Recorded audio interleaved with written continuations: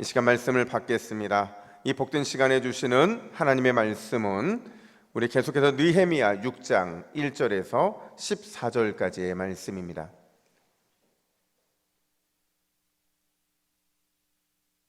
구약성경 734면 느헤미야 6장 1절로 14절까지의 말씀, 낙담을 낙담시키는 방법이라는 제목으로 오늘 말씀을 받겠습니다. 우리 1절부터 14절까지 교독합니다.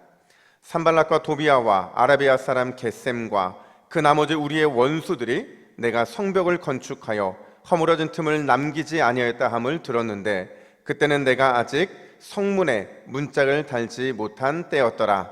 산발락과 겟셈이 내게 사람을 보내어 이르기를 오라 우리가 오노 평지 한 촌에서 서로 만나자 하니 실상은 나를 해하고자 함이었더라. 내가 곧 그들에게 사자들을 보내어 이르기를 내가 이제 큰 역사를 하니 내려가지 못하겠노라.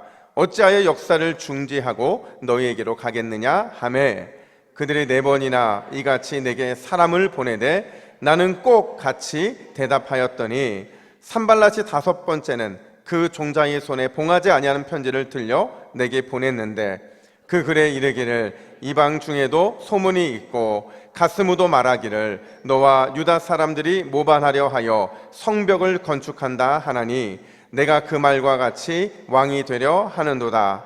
또 내가 선지자를 세워 예루살렘에서 너를 들어 선전하기를 유다의 왕이 있다 하게 하였으니 지금 이 말이 왕에게 들릴지라.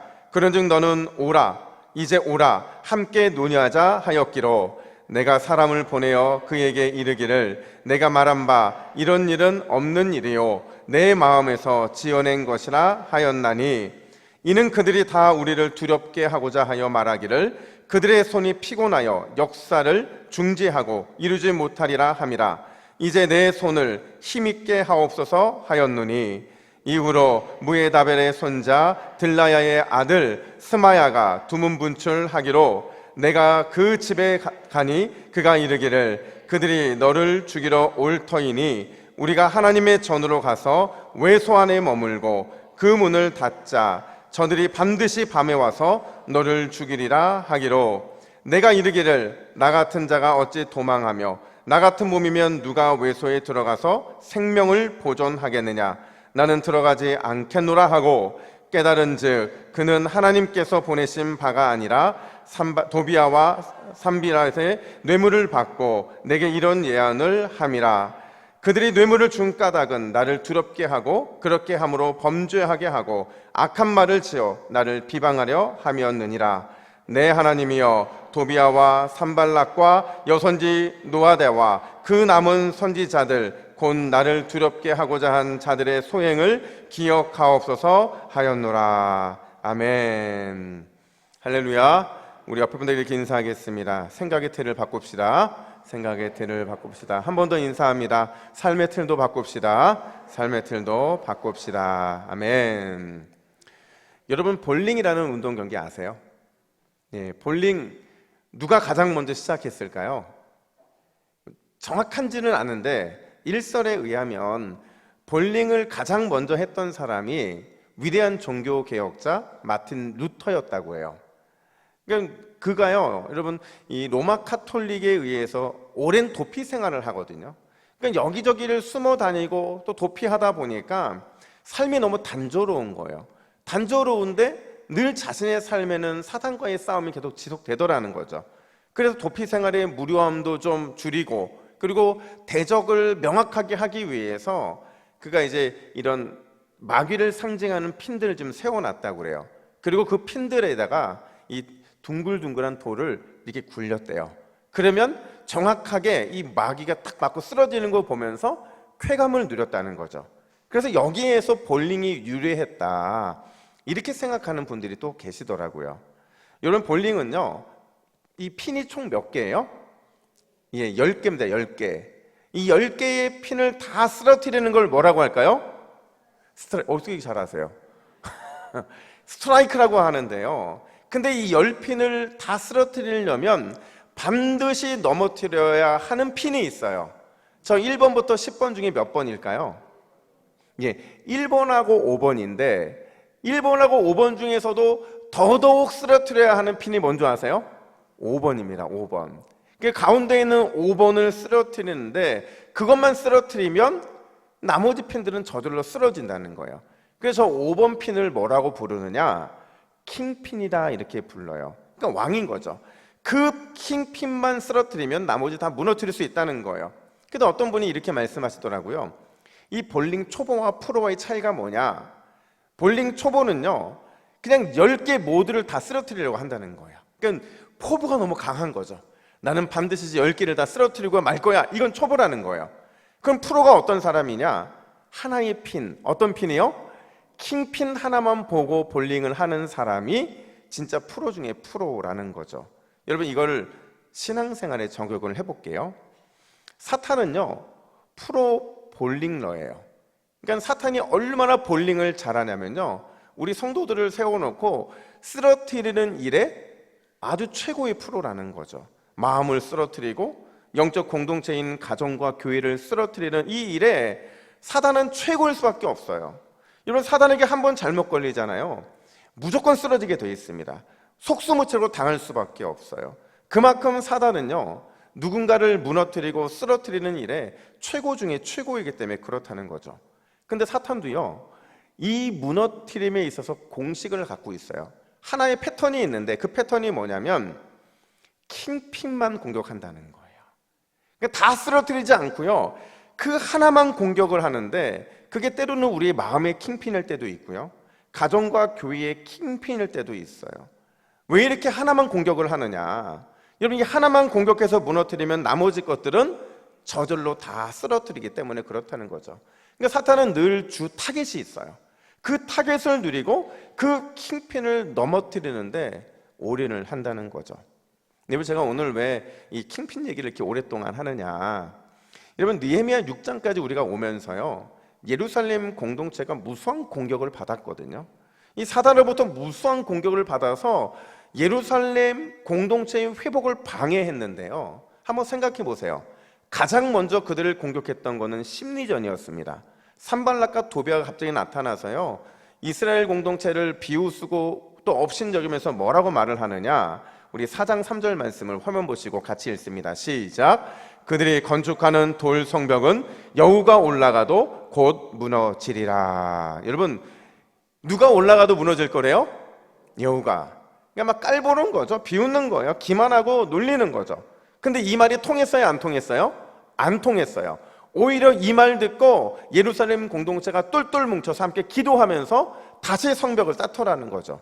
이게 심리전에 통하지 않으니까 두 번째 선택했던 방법이 있는데 그게 뭐냐면 바로 외부의 세력을 모아서 공격을 하는 겁니다. 우리 4장 8절 말씀도 같이 한번 읽겠습니다. 시작. 다 함께 꾀하기를 예루살렘으로 가서 치고 그것을 요란하게 하자 하기로.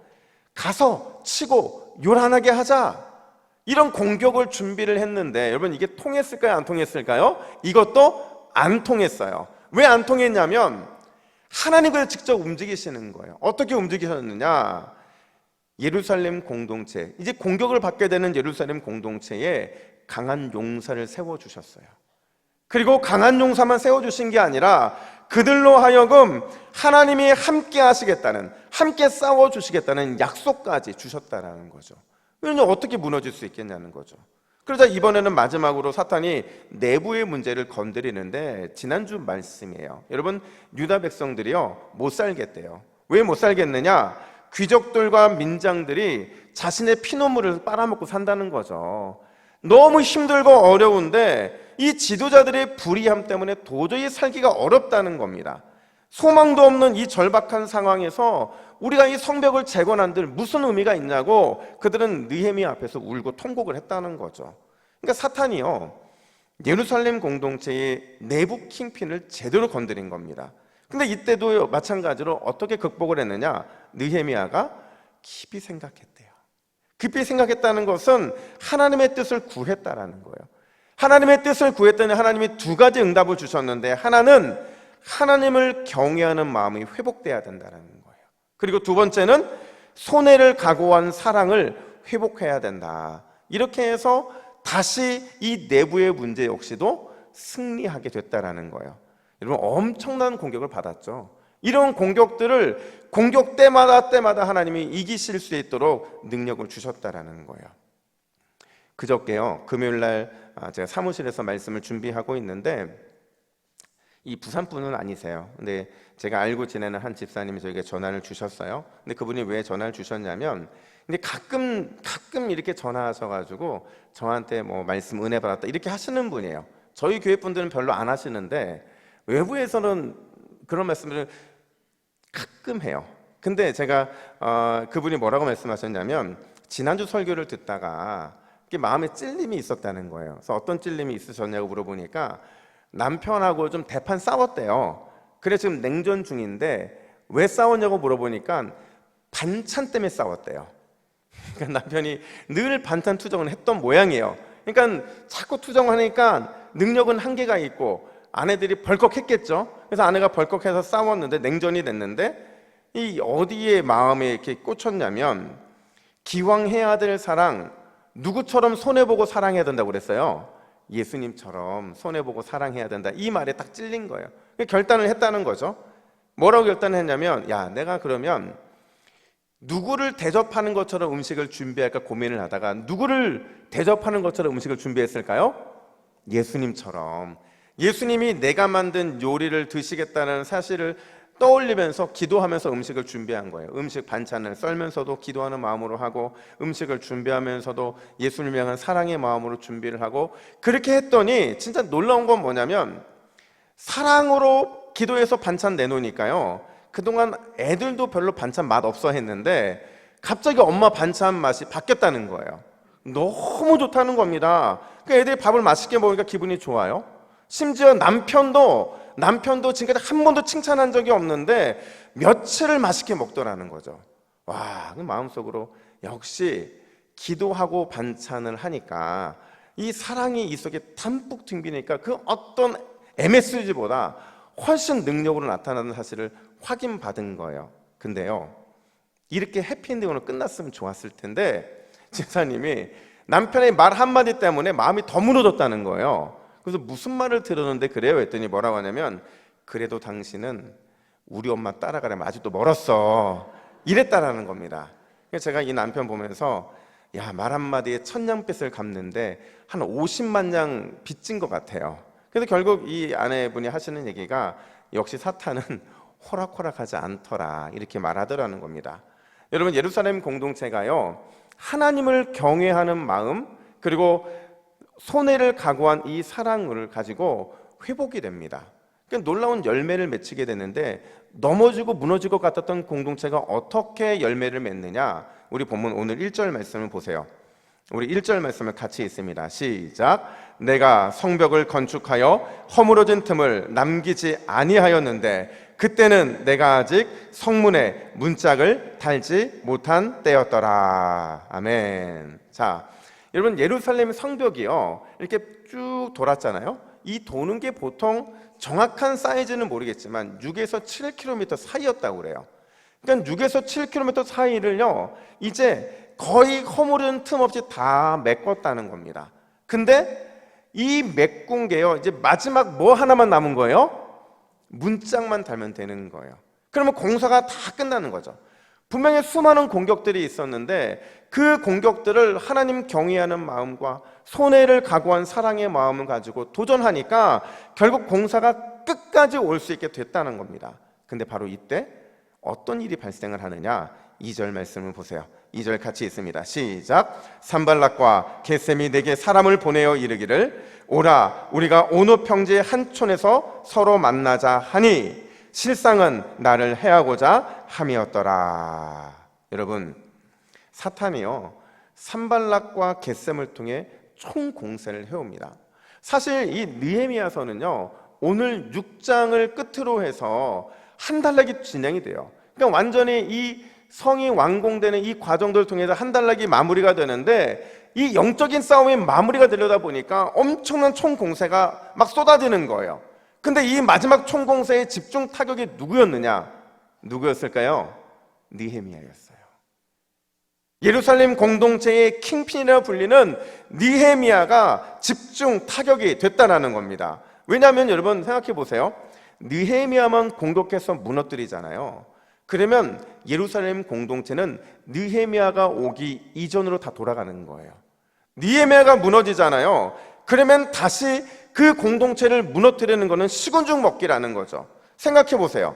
지금까지 이 모든 공사가 진행되어 오면서 이 성벽이 문짝만 달면 끝나는 완공을 앞두고 있는데 이 모든 과정들이 그들의 힘과 능력으로 세워졌습니까?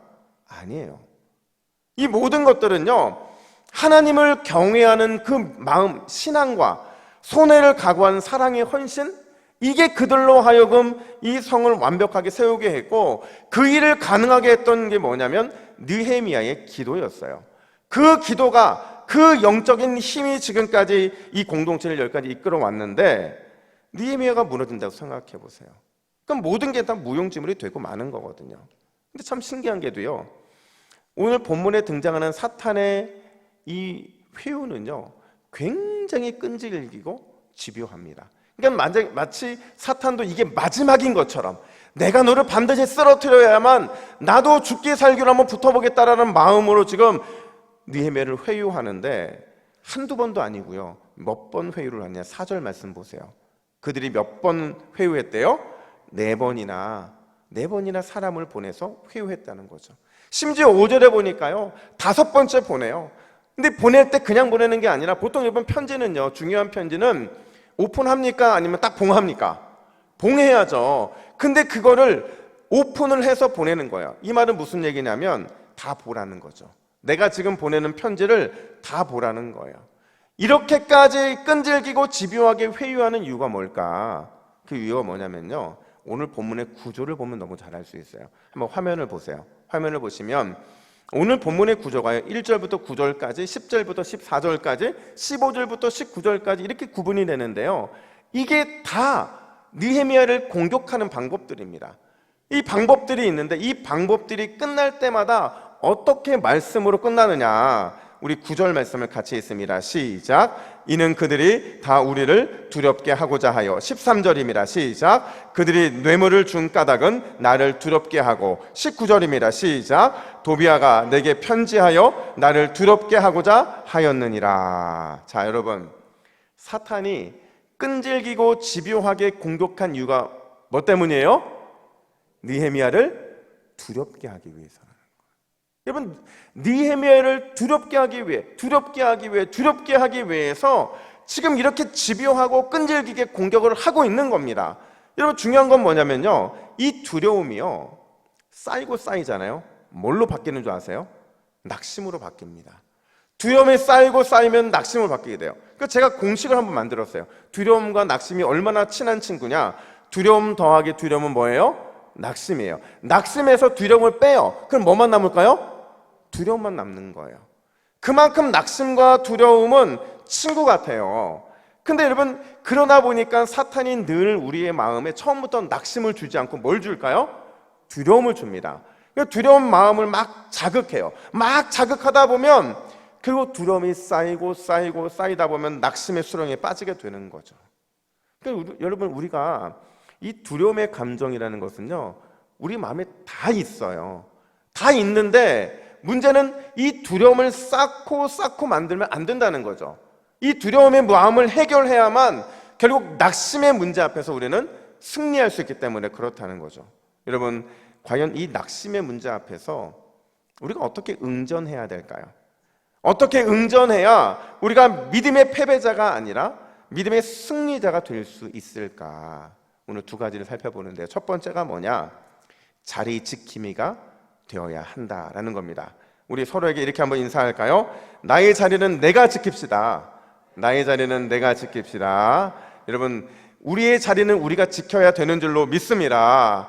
여러분, 오늘 본문을 보면 느헤미야가 왜 느헤미야인지를 보여주는데, 다시 2절을 보세요. 산발락과 겟셈이 사람을 보내는데 그 이유가 뭐냐? 만나자는 거예요. 서로 만나자. 근데 이 만나자라는 단어가 그냥 어떤 좋은 일로 만나거나 어떤 특별한 이렇게 뭔가 평소에 만나는 그런 만남이 아니고요, 그냥 이 공적인 회합을 위해서 만나자는 요청을 하고 있는 거예요. 그러니까 이 만남 속에는 정치적인 의도가 숨겨져 있는 겁니다. 여러분, 생각해 보세요.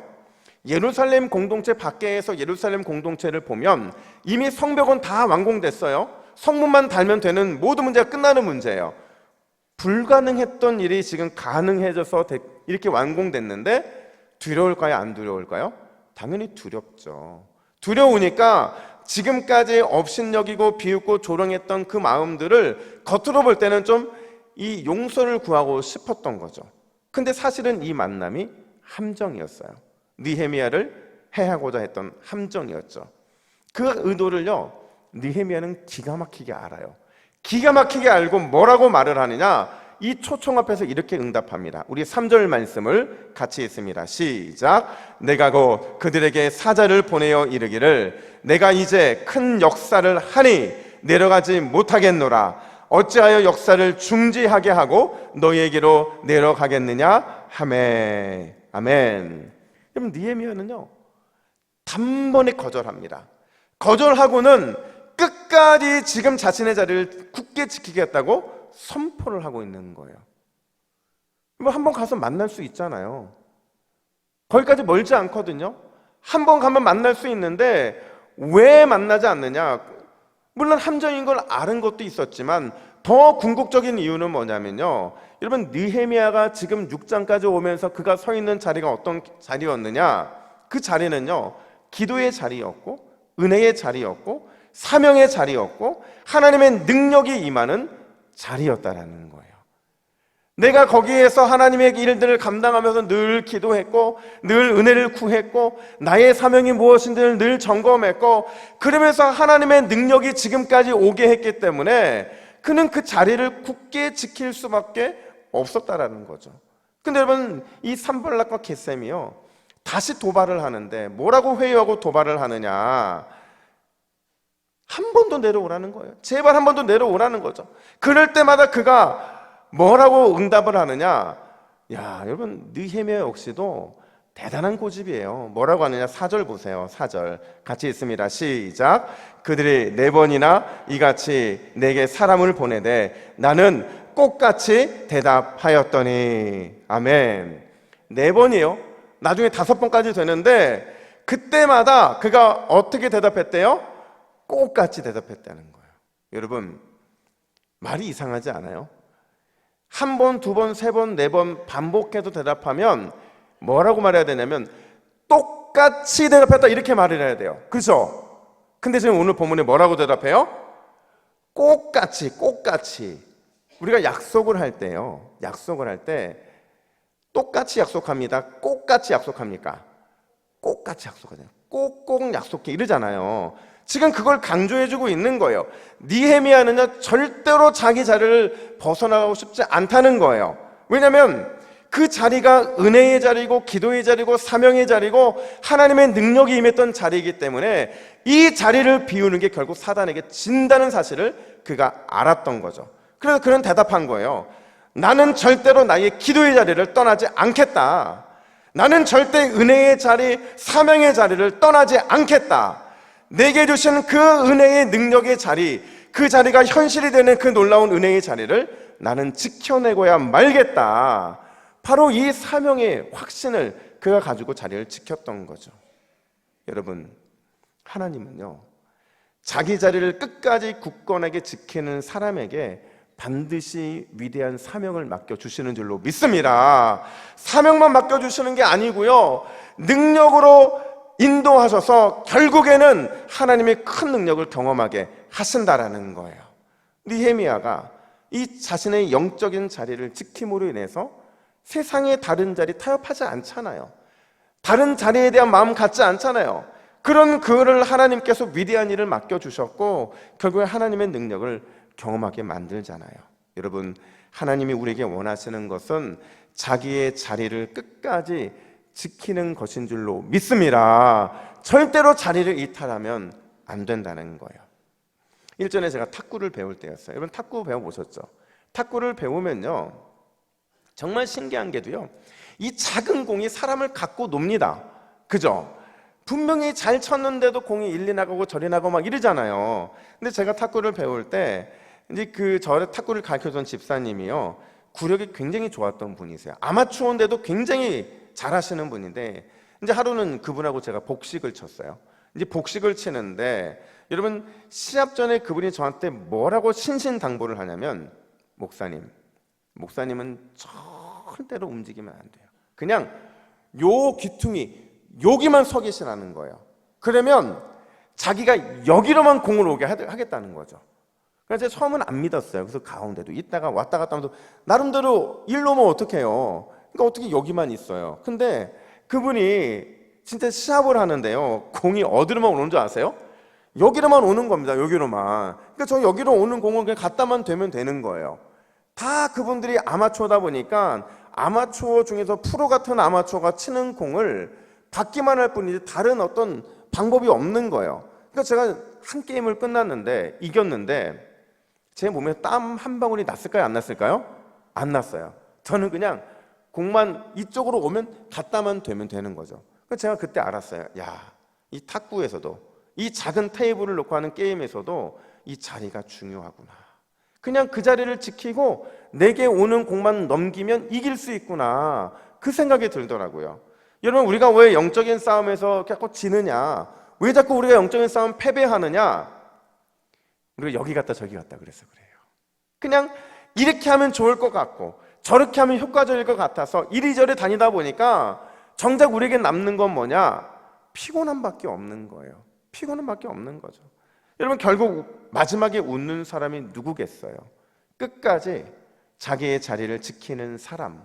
그 사람이 마지막 승리자이고 승리의 기쁨을 누리게 되는 줄로 믿습니다. 그래서 자기 자리를 지키는 게 중요한 겁니다. 여러분 오늘 우리가 이 봉헌할 때 부를 찬양인데요, 주의 길을 가리라에 보면 이런 가사가 나와요. 우리 함께 같이 이 가사를 읽습니다. 시작. 비바람이 앞길을 막아도 나는 가리, 주의 길을 가리. 눈보라가 앞길을 가려도 나는 가리, 주의 길을 가리. 이 길은 영광의 길, 이 길은 승리의 길. 나를 구원하신 주님이 십자가 지고 가신 길. 나는 가리라, 주의 길을 가리라. 주님 발자취 따라 나는 가리라. 아멘. 여러분 나의 길을 가려면요 반드시 자기 자리를 지켜야 돼요. 그 길이 비바람이 몰아치는 길이라 할지라도 눈보라가 앞을 가리는 길이라 할지라도 우리가 내 자리를 지키고 그 길을 가잖아요. 그 길은 반드시 우리에게 영광의 길, 승리의 길이 될 줄로 믿습니다. 주님이 나와 함께 하시는 그 길인데 내가 왜 그 길에서 벗어나야 되냐고요. 왜 그 길에 타협을 해야 되느냐는 거죠. 여러분 끝까지 주님이 인도하시는 여러분의 자리를 지키시기를 간절히 축복합니다. 끝까지 기도의 자리를 지키세요. 사역의 자리를 지키세요. 은혜의 자리를 지키고 섬김의 자리를 지키세요. 능력이 쏟아지는 자리를 지키시기를 간절히 축복합니다. 그리고 믿음으로 나아갈 때 그 길은 영광의 길이요, 그 길은 승리의 길로 우리에게 나타나게 될 줄로 믿습니다. 이번 한 주도 여러분의 자리에서 주님의 은혜를 바라보는 우리 모두가 되기를 예수님의 이름으로 축복합니다. 뿐만 아니라 두 번째로 여러분 오늘 본문이 말해주는 너무 중요한 진리 하나가 있는데 그게 뭐냐면 낙담을 낙담시켜야 한다는 거예요. 여러분 옆에 분들이 이렇게 선포할까요? 낙담을 낙담시킵시다. 여러분 낙담을 낙담시킨다는 게 뭐겠어요? 이걸 뜯어보면 이런 거거든요. 여러분 우리를 낙담시키는 존재가 누구예요? 사탄이잖아요. 사탄이 우리를 낙담시키잖아요. 그러니까 낙담을 낙담시킨다는 말은 무슨 얘기냐면 사탄으로 하여금 도리어 낙담하게 만드는 게 우리 성도들의 역할이라는 거예요. 그래서 사탄이 우리를 무너뜨리려고 할 때 우리가 무너져 낙담하는 게 아니라 그 낙담을 돌려줘서 10배, 100배, 1000배 사탄을 더 낙담시키게 만들 때 우리를 통해 하나님이 일하신다는 거죠. 여러분 오늘 본문을 보면 사탄이 다시 공격을 해요. 근데 이 공격이 되게 치명적입니다. 어떤 공격을 하느냐? 6절 말씀을 같이 읽을까요? 6절입니다. 시작. 이방 중에도 소문이 있고 너와 유다 사람들이 모반하려 하여 성벽을 건축한다 하나니 내가 그 말과 같이 왕이 되려 하는도다. 여러분 산발락과 세겜이요 일부러 봉하지 않은 편지를 보냈다고 했어요. 거기에 뭐라고 써 있냐면 느헤미야와 예루살렘 공동체가 페르시아와 페르시아 왕을 배반하고 스스로 왕이 되려 한다, 이런 내용이 적혀 있는 거예요. 그러니까 여러분, 이렇게 오픈되어 있는 편지가 가니까 가짜 뉴스가 막 판을 칠 거 아니에요. 마치 사실인 것처럼 가짜 뉴스가 퍼지잖아요. 여러분, 우리가 살아가면서요, 가장 힘든 게 뭔지 아세요? 진실 때문에 고난을 받고 진실 때문에 낙담하는 건 이해가 되는데, 가짜 뉴스 때문에 흔들릴 때가 굉장히 많이 있거든요. 마찬가지라는 거죠. 근데 심지어 여기 보니까 거짓 선지자들, 첩자들이 막 활동을 하면서 마치 가짜 뉴스가 진짜인 것처럼 퍼뜨리는 장면들이 등장을 합니다. 심지어 사람들이 느헤미야를 죽이러 온다고 말을 해요. 그러면서 제사장들만 들어갈 수 있는 성소의 외소에 숨으라, 이렇게 요청을 합니다. 근데 여러분, 이 외소는요, 절대로 어떤 정치인도 들어갈 수가 없어요. 누구만 들어가느냐? 제사장들만 들어갈 수 있는 곳이죠. 근데 여기에 숨으라는 거예요. 회유한 거죠. 가짜 뉴스와 거짓 회유를 통해서 느헤미야를 집중 공격하고 있는 거예요. 근데 그가 어떤 태도를 보이느냐? 가짜 뉴스, 거짓 회유 앞에서 어떤 태도를 보이느냐? 9절 하반절 말씀 보세요. 9절 하반절 말씀 화면을 치고 같이 있습니다. 시작. 이제 내 손을 힘있게 하옵소서. 아멘. 다시 한번 읽습니다. 시작. 이제 내 손을 힘있게 하옵소서. 아멘. 원래 주어가 없어요. 근데 여러분, 이 주어를 넣잖아요. 주어가 하나님이거든요. 하나님이라는 주어를 넣으면 이게 뭐가 되는 줄 아세요? 기도가 되는 겁니다. 기도가 되는 거예요. 느헤미야는요, 가짜뉴스, 거짓 회유에 대해서 뭐를 응전했느냐? 기도를 응전했다는 거예요. 특별히 그의 기도의 응전이 어디에서 클라이막스를 이루느냐? 14절 보세요. 14절 말씀을 같이 한번 있습니다. 시작. 내 하나님이여, 도비아와 산발락과 여선지인 노야다와 그 남은 선지자들, 곧 나를 두렵게 하고자 한 자들의 소행을 기억하옵소서. 아멘. 기도로 그 대적자들에 대한 심판을 하나님께 요청하고 있다라는 거예요. 여러분, 우리가요, 신앙생활하면서 가장 중요한데도 가장 소홀히 여기는 게 뭔지 아세요? 바로 기도예요. 왜 기도가 아무것도 아닌 것처럼 느껴지고, 왜 기도가 힘이 없는 것처럼 느껴지냐면, 지금 당장 뭔가가 일어나지 않거든요. 기도함과 동시에 0.1초 사이로 응답이 쏟아진다고 생각해 보세요. 여러분, 기도하는 사람 누가 있겠어요? 다 기도할 겁니다. 근데 응답은요, 하나님의 손에 주어져 있기 때문에 이 기도의 능력과 힘이 마치 없는 것처럼 느껴질 때가 많이 있다는 거예요. 근데 여러분, 기도는 사탄을 낙담시키는 최고의 무기인 줄로 믿습니다. 기도만한 무기가 없어요. 기도는 사탄을 완전히 낙담시키는데, 특별히 오늘 본문에 내 손에 힘을 달라 이렇게 기도하잖아요. 내 손에 힘을 달라 기도해요. 손은요, 성경에서 뭐냐? 무조건 능력이에요. 손은 하나님과 연결됐다는 무조건 능력이에요. 그러니까 낙담과 절망의 순간에 하나님의 능력을 요청하는 기도, 이 기도는 사탄의 예상을 완전히 깨부수는 거거든요. 여러분, 절망과 낙담이 찾아오잖아요. 그럼 불평과 원망이 나와야 됩니다. 그게 당연한 반응이에요. 근데 불평과 원망이 아니라 하나님의 능력을 요청하는 기도를 했다? 이거는 사탄의 예상을 완전히 깨부수는 거죠. 단순히 사탄의 예상을 깨부수는 게 아니라, 깨부수는으로 인해서 도리어 사탄에게 10배, 100배, 1000배나 되는 그 엄청난 낙담과 절망을 도리어 되돌려주는 게 된다는 거예요. 여러분, 그래서 기도는 우리를 믿음의 승리자가 되게 만드는 강력한 도구가 되는 줄로 믿습니다. 그래서 기도가 중요해요. 여러분, 얼마나 중요했는지요. 예수님 기도 해야 되는 분이에요? 안 해도 되는 분이에요? 안 하셔도 돼요. 예수님은 완벽한 사람이고 완벽한 하나님이신데 그분이 기도할 필요가 없음에도 불구하고 늘 그분은 기도하셨어요. 왜냐하면 기도가 그만큼 중요했기 때문에 우리에게 기도하라고 주님이 보여주신 거거든요. 근데 여러분, 예수님의 기도의 마지막 클라이막스가 어디냐? 십자가 대속을 앞둔 상태에서 감람산에 섰던 기도였거든요. 그 기도를 누가가 뭐라고 묘사하느냐? 우리 22장 44절 말씀 화면 보시고 같이 읽습니다. 시작. 예수께서 힘쓰고 애써 더욱 간절히 기도하시니 땀이 땅에 떨어지는 핏방울같이 되더라. 아멘. 자, 보세요. 예수님이요, 힘쓰고 애써 더욱 간절히 기도했대요. 이걸 한 한 단어로 뭐라고 표현할 수 있을까요? 핏방울이라고 표현할 수 있어요. 힘쓰고 애써 더욱 기도했다. 그러니까 마지막 그 핏방울 하나를 뽑아내기 위해서 기도하셨다라는 거죠. 여러분, 예수님이 기도하셨던 이 감난산은요, 사실 그 당시에 올리브 기름 짜는 기계들이 많았던 곳이에요.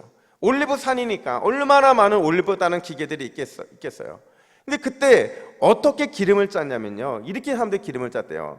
그림을 보시면 저 위에 올리브를 놓고 그 올리브를 짓누르는데, 여러분 저기 달려있는 저 돌들이요 3개잖아요. 그 돌들이 이만하대요. 제 키보다 조금 작은 돌들인데 돌 하나를 올려놓으면 저기서 기름이 쭉 빠진다는 거죠. 그 하나로 짠 게 이 엑스트라 버진이거든요. 그리고 두 번째 돌을 놓으면요 또 쫙 짠대요. 사실 이 두 번째 돌까지 달면 짤 수 있을 만큼의 모든 걸 다 짰다고 해요. 근데 마지막 하나를 더 답니다. 그리고 마지막 거기에서 저 병에 한 방울 똑 떨어뜨리게 하기 위해서 저 마지막 돌을 단다는 거죠. 예수님께서 그 마지막 방울이 핏방울이 되도록 간절히 기도하고 기도했다는 거예요. 왜요? 그래야 십자가 사명을 온전히 감당하니까.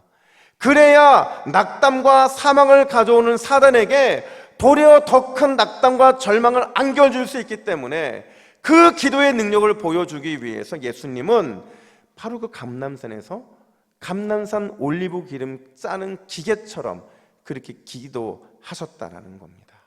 여러분, 낙담을 낙담시킬 수 있는 최고의 무기는 기도인 줄로 믿습니다. 우리가 기도의 줄을 붙잡고 나에게 허락하신 은혜의 자리, 능력의 자리, 사명의 자리를 끝까지 지키잖아요. 그럼 어떤 결말을 맺게 되느냐? 여러분, 오늘 본문 15절과 16절 같이 읽습니다. 시작. 성병 역사가 52일 만인 엘루월 25일에 끝남에 우리의 모든 대적과 주위에 있는 이방 족속들이 이를 듣고 다 두려워하여 크게 낙담하였으니 그들이 우리 하나님께서 이 역사를 이루신 것을 알미라. 아멘. 두 가지 결론이 나오잖아요. 하나는 성벽공사가 52일이라는 이 짧은 기간 안에 완성됐다는 거예요. 근데 더 중요한 건 뭐냐면 그냥 완공으로 끝난 게 아니라 대적들에게 크게 낙심하는 그 마음을 안겨줬다는 겁니다. 여러분, 대적이 누구예요? 겉으로 볼 때는 주변에서 그들을 공격했던 수많은 사람들이지만 진짜 대적은 뭐냐면 그들 뒤에 숨어있는 사단이에요. 여러분, 이번 한 주 우리가 최고의 무기인 기도를 통해서 여러분의 은혜의 자리, 능력의 자리, 사명의 자리를 끝까지 지키면 이렇게 왕성의 기쁨을 누릴 뿐만 아니라 여러분들의 대적 사탄에게 큰 낙심을 안겨주게 될 줄로 믿습니다. 여러분, 이 가을 우리가 뭐 하겠어요? 조금 더 기도하고 조금 더 내 사명을 확인하고 조금 더 은혜를 찾을 때 하나님께서는 우리에게 넘치는 은혜로 채워주실 줄로 믿습니다. 아멘. 함께 기도하겠습니다. 하나님 아버지, 감사합니다. 연약한 우리의 인생을 하나님의 권능의 팔로 강하게 붙들어 주시니 감사합니다. 하나님, 우리는 늘 연약하기에 기도의 줄을 붙잡을 수밖에 없음을 고백합니다. 우리는 늘 넘어지고 그래서 낙심에 짓눌려 살아가지만 우리가 은혜의 자리, 능력의 자리, 사명의 자리를 끝까지 지키면 하나님께서 그런 우리에게 반드시 승리의 기쁨, 완성의 소망을 누리게 하실 줄로 믿습니다. 하나님, 이번 한 주도 기도의 줄 단단히 붙잡게 하여 주시옵소서. 하나님께서 우리에게 허락하신 그 은혜의 자리를 굳건히 지킴으로 인해 도리어 사탄을 낙담시키는 믿음의 삶을 살아갈 수 있도록 인도하여 주시옵소서. 이 모든 말씀 우리를 승리케 하실 예수 그리스도의 이름으로 기도하옵나이다. 아멘.